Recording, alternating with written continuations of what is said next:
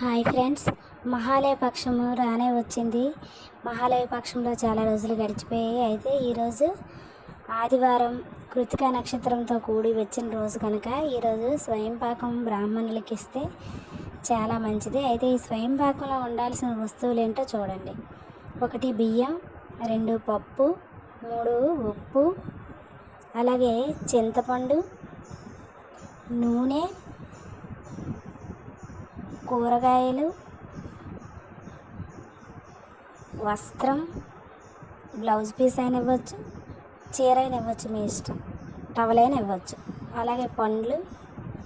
వీటితో పాటు ఎంతో ఒకంత మీకు తోచినంత దక్షిణ ఇచ్చి మన పితృదేవతలందరి పేర్లు, అంటే పితృదేవతలు అంటే మనకి తెలియదు కదా, మన అంటే మన చనిపోయిన వాళ్ళ పేర్లు, పేర్లు కూడా మన పూర్వీకుల పేర్లన్నీ, చనిపోయిన వాళ్ళ పేర్లు చెప్పి బ్రాహ్మణులకు స్వయంపాకం ఇస్తున్నామని చెప్పి, పితృదేవతలారా మా చనిపోయిన మా పెద్దలందరికీ కూడా ఆహారానికి, వస్త్రానికి, నీటికి, దేనికి లోటు లేకుండా చూడండి అని, వాళ్ళని కాపాడండి అని దండం పెడుతూ, మమ్మల్ని, మా వంశాన్ని, మా తరతరాలని చక్కగా చూడండి అని దండం పెడుతూ బ్రాహ్మణునికి స్వయంపాకం ఈ విధంగా ఇస్తే చాలా మంచిది.